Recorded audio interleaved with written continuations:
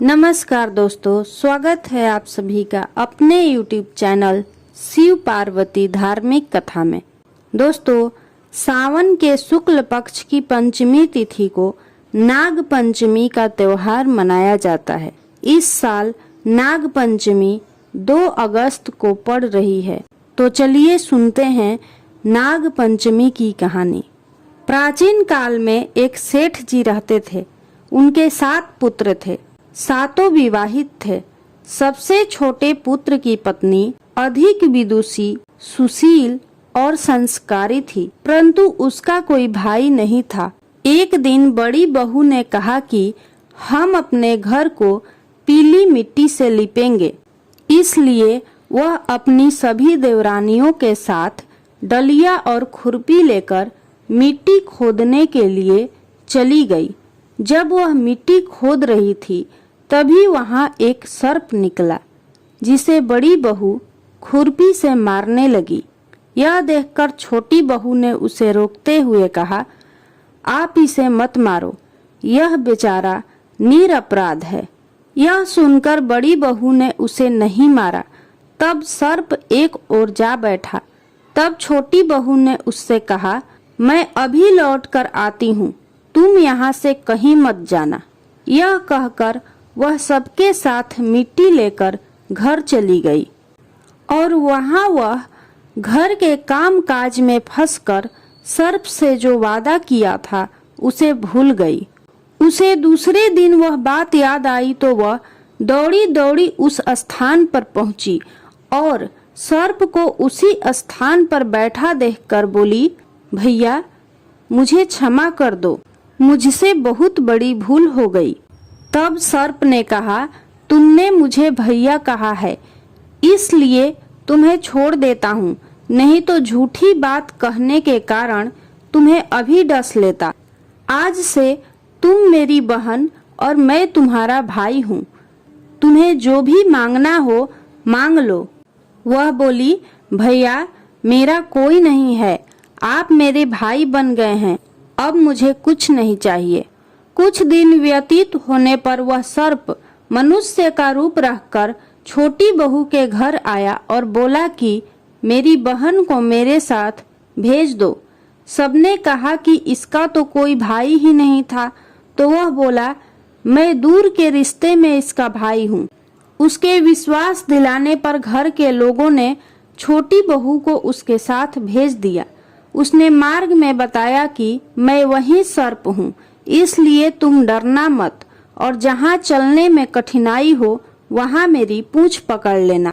छोटी बहू ने वैसा ही किया। इस प्रकार वह उसके घर पहुँच गई। वहाँ के धन और ऐश्वर्य को देखकर वह चकित हो गई। एक दिन सर्प की माता ने छोटी बहू से कहा, मैं एक काम से बाहर जा रही हूँ, तुम अपने भाई को ठंडा दूध पिला देना। उसके ध्यान में यह बात न रही और उसने सर्प को गर्म दूध पिला दिया, जिससे उसका मुख बुरी तरह से जल गया। यह देखकर सर्प की माता बहुत क्रोधित हुई, परंतु सर्प के समझाने पर शांत हो गई।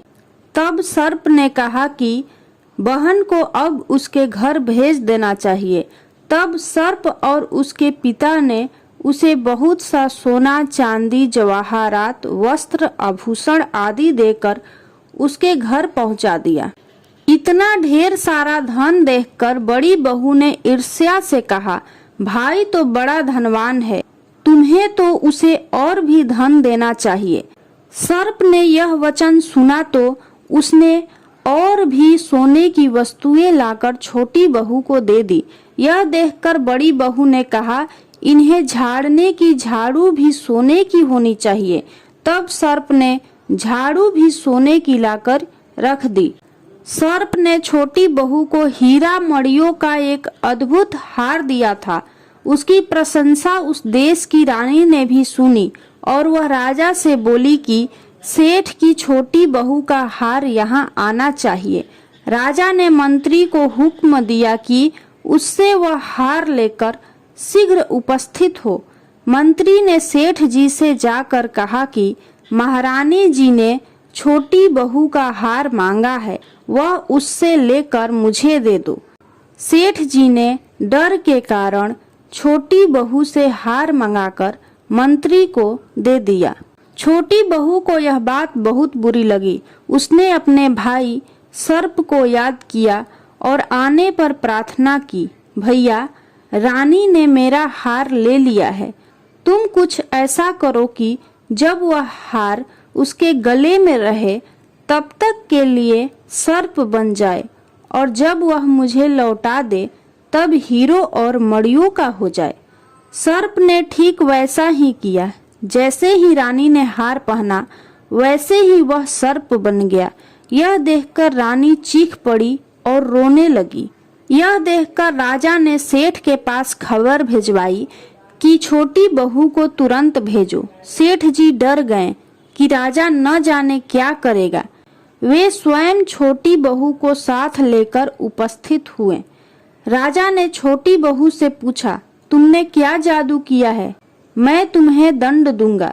छोटी बहू बोली, राजन, मुझे क्षमा कर दीजिए, इसमें मेरी कोई गलती नहीं। यह हार ही ऐसा है कि मेरे गले में हीरो और मड़ियों का रहता है और दूसरे के गले में सर्प बन जाता है। यह सुनकर राजा ने वह सर्प बना हार उसे देकर कहा, अभी पहन कर दिखाओ। छोटी बहू ने जैसे ही उसे पहना वैसे ही वह हार हीरो मड़ियों का हो गया। यह देखकर राजा को उसकी बात का विश्वास हो गया और उसने प्रसन्न होकर उसे बहुत सी मुद्राएं भी पुरस्कार में दी। तब छोटी बहू अपने घर लौट आई। उसके धन को देखकर बड़ी बहू ने ईर्ष्या के कारण उसके पति को सिखाया कि छोटी बहू के पास कहीं से धन आया है। यह सुनकर उसके पति ने अपनी पत्नी को बुलाकर कहा, सच सच बताओ कि यह धन तुम्हें कौन देता है? तब वह सर्प को याद करने लगी। तब उसी समय सर्प ने प्रकट होकर कहा, यदि मेरी बहन के आचरण पर संदेह प्रकट करोगे तो मैं तुम्हें तुरंत डस लूंगा। यह सुनकर छोटी बहू का पति बहुत प्रसन्न हुआ और उसने सर्प देवता का बड़ा सत्कार किया। उसी दिन से नाग पंचमी का त्योहार मनाया जाता है और स्त्रियां सर्प को भाई मानकर उनकी पूजा करती हैं। यदि आपको यह नाग पंचमी की कहानी पसंद आई हो तो कमेंट बॉक्स में नाग देवता की जय जरूर लिखें।